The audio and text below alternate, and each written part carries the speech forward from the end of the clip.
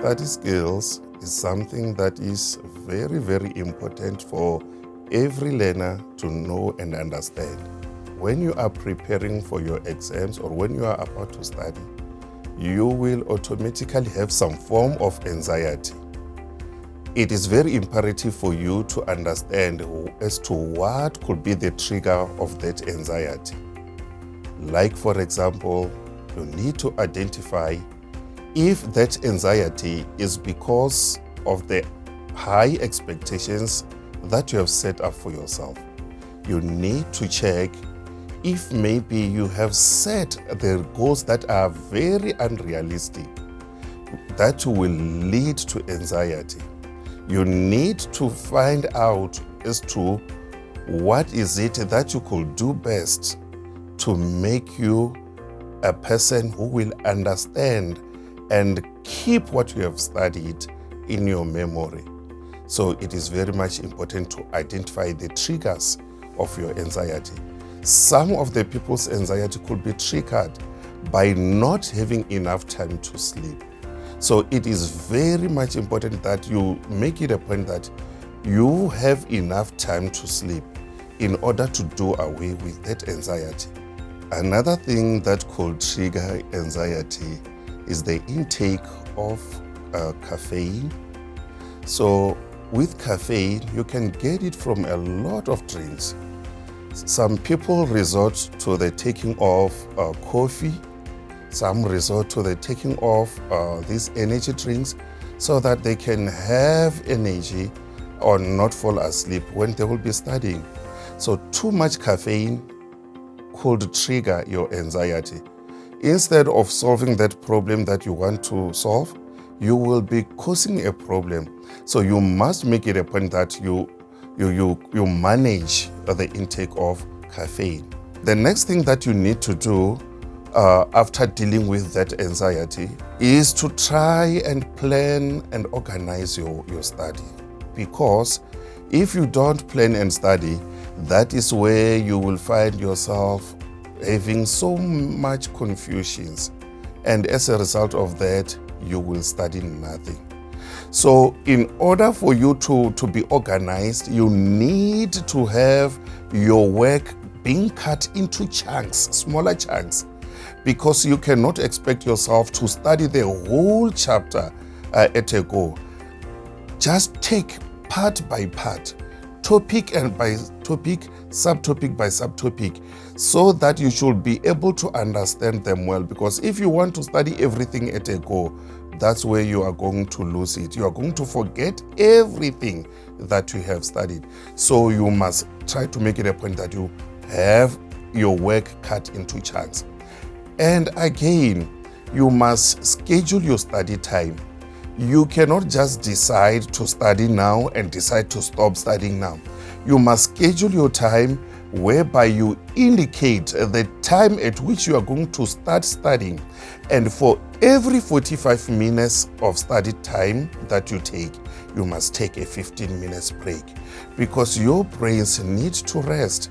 You cannot study from morning till sunset or for the whole 2 hours without a break. That is where you are going to have a breakdown. So for you to be able to understand well, take a break after every 45 minutes, a 15 minutes break. And during that break, that's when you can try to revisit what you have studied, or not looking at your notes or looking at your book, by just trying to be a teacher of yourself, trying to teach yourself what you have studied. And then you will be able to identify the gaps that you have in whatever you were studying.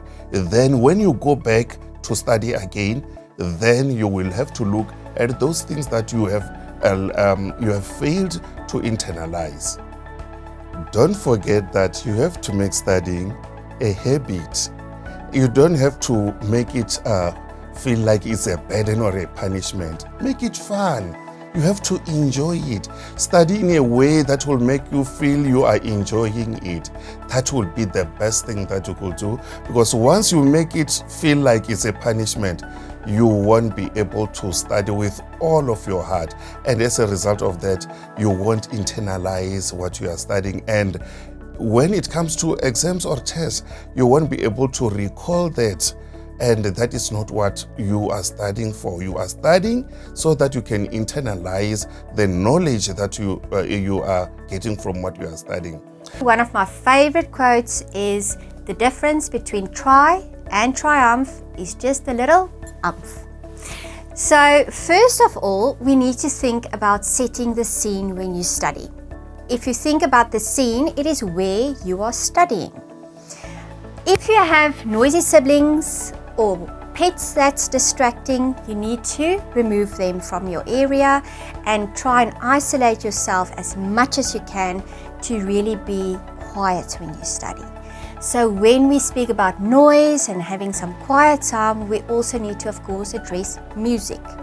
So I understand that it's fun to listen to your raps and your raves, but that's not typically the music that you need to listen to when you're studying. So when we study, we would like you to listen to study meditation music or classical music to get your brain to activate the beta waves to optimize your learning opportunity. When we think about studying, we need to be comfortable, but not too comfortable. If we are too comfortable, we might become lazy. So studying on your bed is definitely not advised. The perfect learning environment should be at your table with a chair. We should think about the lighting. If your lighting is dim, and if you study with a heater or an aircon, you might feel a bit drowsy because your brain will start making melatonin, and that makes you sleepy. So we should have good bright light, fresh air flowing in to really optimize your learning opportunity. Thinking about your desk, it needs to be organized. If your desk is organized, your learning will be organized, and vice versa. So we need to have all your markers, your pencils, your books, your notes, your scrap paper, everything ready to optimize your learning. At this time of your life, you know exactly who you are and how you study. So use this to your advantage. If you are a morning person, set your alarm. Wake up early and start studying. If you are a night owl, use the time to your advantage. The key here is to not procrastinate, to use your time effectively, and if you have any time during the day, use it wisely. It's important to understand the way that you study as well. If you are a visual student, it's important to make your learning visual. So stick pages on your cupboard, teach to your imaginary class, or bring in those noisy siblings and let them sit in your lesson, and you are the teacher.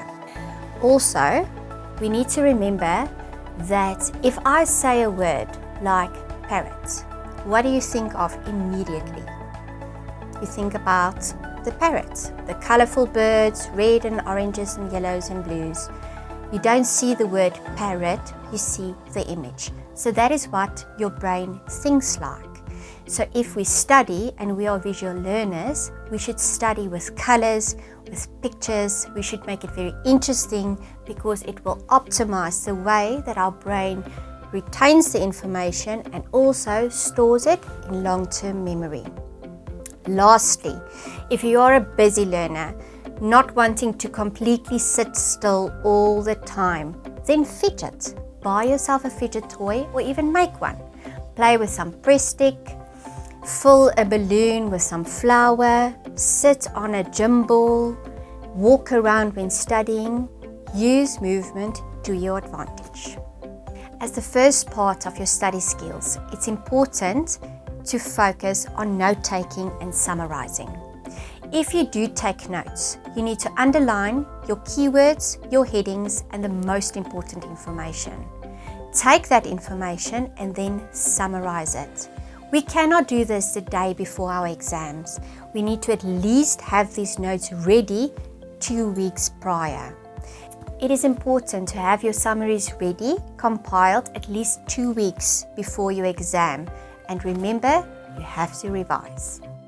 How does one mentally prepare themselves? in order to study and memorize information. It's very important to select whatever you would like to study initially, and then move on to new information by using associated information that you know of. And then lastly, also try to recite. Importantly to note that you could use videos as well as think about movies that could probably assist you in moving forward. Think about the type of learner that you are. It will depend. If you're a visual learner, you will prefer to use mind maps, cartoons, and sometimes drawings and labeling. Whereas if you are an auditory learner, you would much prefer using rhymes, jingling, and you would prefer then word associations. Important to note that one could also use acronyms in order to gain insight.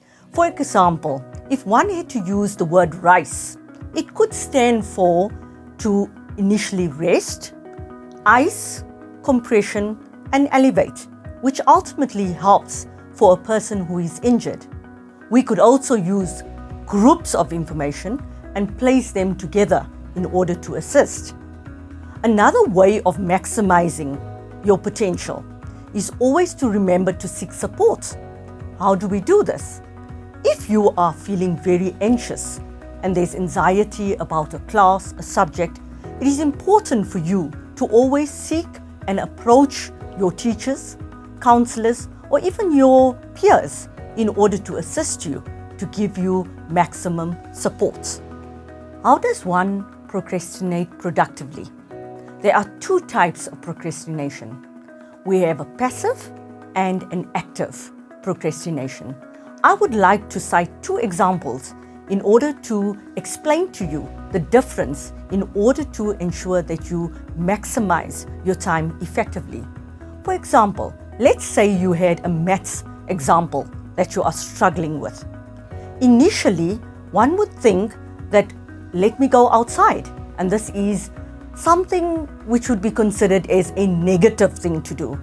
So for 15 minutes you say that you would like to go outside, but you rather spend 5 hours forgetting about the problem sum that you initially had to do.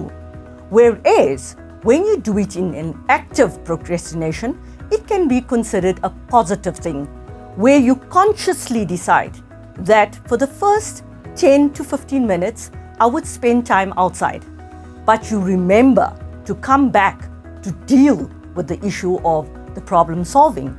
So it's important. One can procrastinate, but in delaying that, we can then find a substitute of our priorities and then go back to it. And this is integral. Otherwise, we would find ourselves procrastinating all the time and not fitting within our goals. Another important technique is to breathe. We tend to forget that we need to breathe, and it would aid us, especially when we are feeling anxious. And if we don't breathe it causes tenseness, which ultimately will find that anxiousness leads to further and further stress. So it is important, before you even start an exam, slowly count and breathe in 5 counts and then breathe out 5 counts, which makes you more composed and relaxed in order to tackle the exam paper or any questions you may find are difficult to deal with. How do you prioritize your physical health? Your mind and your body are connected, and there's no way that you can separate them. If your mind is not functioning properly, your body or your physical health will affect your studies. Now you have to make it a point that you pick the right kind of diet that you have to take on a daily basis as you will be involved in your studies. You need to eat the right kind of food. You need to exercise all the times. The more you exercise, the more your body gets fresh air, the more it rejuvenates the body parts that are tired. If you don't exercise, your body becomes tired. And as a result of that, you will feel like you are sleeping all the times.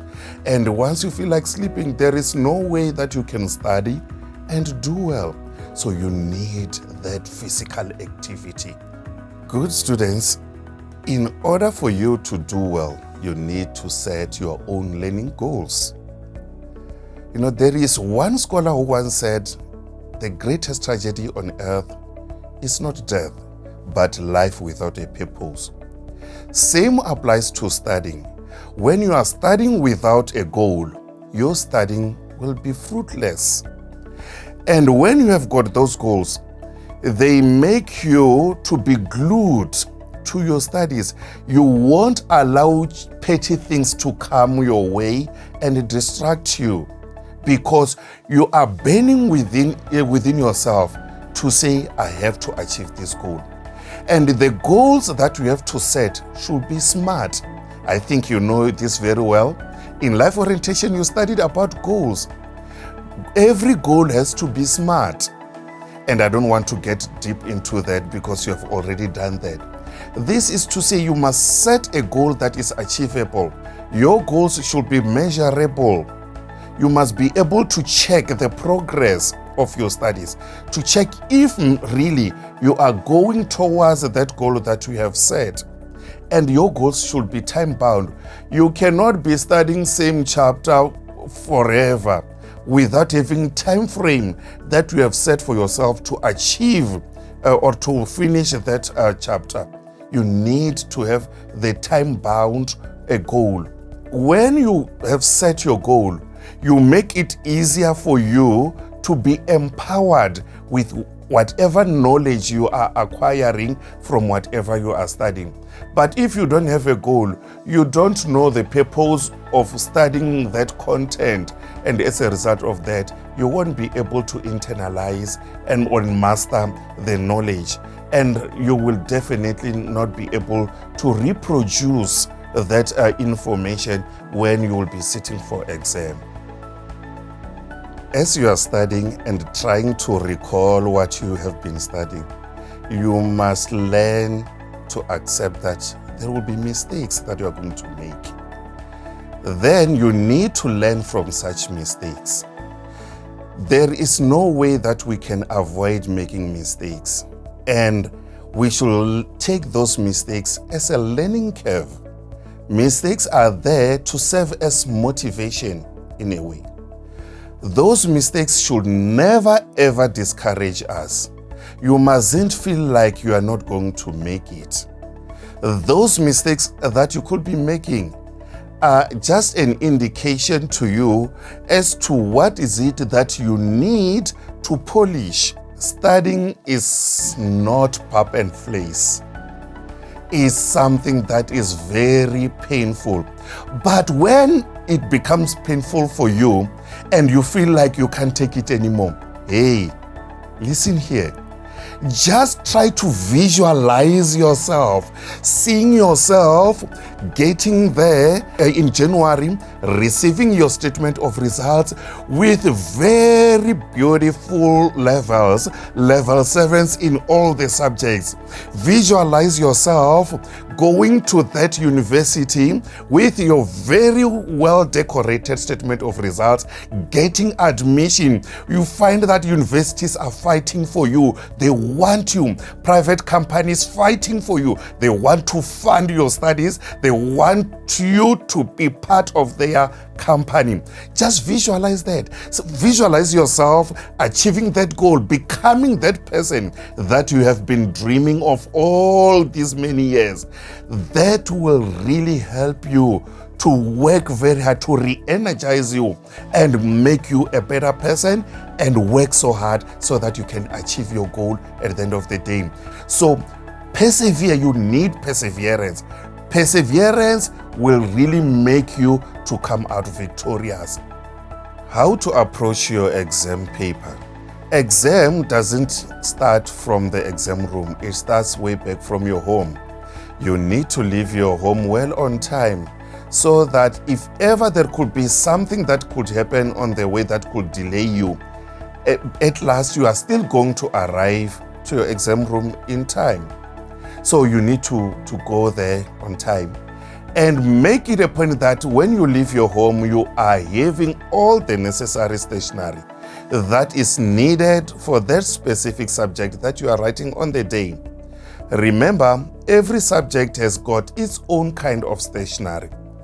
When you get to school, make it a point that you are seated an hour before the start of your exam, because you have to be there an hour where some certain processes will have to unfold. Make use of that 10 minutes reading time that is allocated to you. Go through the question paper, identify the questions that you understand better, and you make it a point that you start with those questions when you are instructed to start answering the question paper. Answer them and make it a point that you allocate time for each and every question. Some of the subjects, you will find that they have got stipulated time that you have to use in answering such a question or such questions. So try to follow that schedule that has been indicated on the question papers. When you are done answering all the questions that you understand better, then you can start answering those questions that you are not 100% sure of their answers. So that even if you run out of time, at least you will have answered those questions that you are 100% sure that you know their answers, and you will have made it because you know that you have answered them. You don't lose anything much if you don't answer the questions that you are not 100% sure of their answers, but it is to your advantage to have answered all the questions that you are 100% sure that you know their answers. That will give you the results that you want in the subject. We wish you all the best in this coming exam, and we know that you are going to make it because you are a winner.